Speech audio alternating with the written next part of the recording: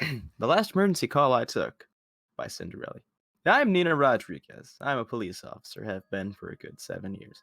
In my time in the force, I've seen some pretty screwed up stuff to say the least. Crazed druggies, abusive parents, and even a few calls for help from the suicides. But none of those could ever hope to compare to an emergency call I'd taken last month. I now abhor taking emergency calls, not because of the overworried people calling about every little squeak in their house, noise complaints, or even the occasional prank call. Though those could get pretty annoying. No, the worst thing about taking emergency calls is knowing that I had to sit there on the other side of a phone, and no matter how much I hoped or how fast a squad car could get there, had absolutely no power over the situation. The following is, unfortunately, this situation. The day was like any other, monotonous and in its predictability. It was a Wednesday night, and the end of my shift was still a ways off. Don't get me wrong, I love being a police officer, but I didn't sign up to be a secretary. I sighed and flipped through the files on my desk, absent-mindedly scanning through the different reports from earlier that day. There was nothing of dire importance, no hit and runs, robberies, or violence. Life in the country didn't require as much police attention as, say, one of any of the major cities. My phone rang on the corner of my desk, waking me from my thoughts. 911, what's your emergency? I said in a monochrome tone. Please, I need your help, a small, feminine voice answered. I leaned forward. Yes, what's the emergency, ma'am? I repeated, preparing my pen and pad. There's someone outside my house. He's just standing there, she answered, sounding frightened. This was not entirely an unusual situation. There have been several different cases filed for crazed stalkers. Now, stay calm. Everything's going to be all right, I said in the most convincing and gentle voice. I then continued with the standard questions. And how long has he been there, ma'am? I don't know. I just looked out the window a while ago, and he's just standing there. He appeared to be there a little while after it got dark. Tepid pause. That was about an hour ago, and he hasn't moved over an inch or ever stopped looking at me. I stopped writing this when this was getting a little strange. A person just standing in one place, never moving or even looking away. Whoever this was, I had a feeling they could be very dangerous. Okay, ma'am, we'll send an officer. What's your name and street address? Elizabeth Travell, 1465 Wellington Road. With a hum, I wrote down the address and gave it to an officer on standby, and he went on his way there. Okay, ma'am, we're sending a cruiser now. I could hear an audible sigh of relief. In the meantime, I began. Can you describe the man to me? Do you know him? I asked. Identifying the perp and making sure she was safe was the most important thing at this time. Well, I definitely don't know him or anyone with that body type. He's tall. Very tall. Pale and skinny, almost emaciated looking.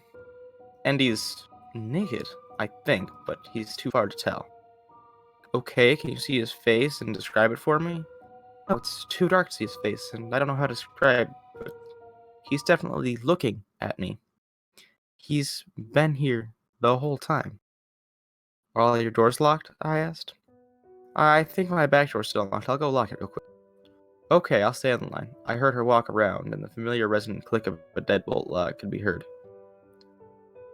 Okay, I'm back. Now, everything's locked and She trailed off. What is it, ma'am? I asked. Ma'am? I grew more and more uncomfortable in the silence. The quiet seemed to last forever until she spoke again in a more hushed tone. He's closer now. Before he was at the edge of my woods, not 10 yards away. But now, he's only half. It's important that you stay calm. Can you see any of his features now that he's closer? Yeah, it's weird. He is naked, but I cannot see any genitals or hair on any defining feature.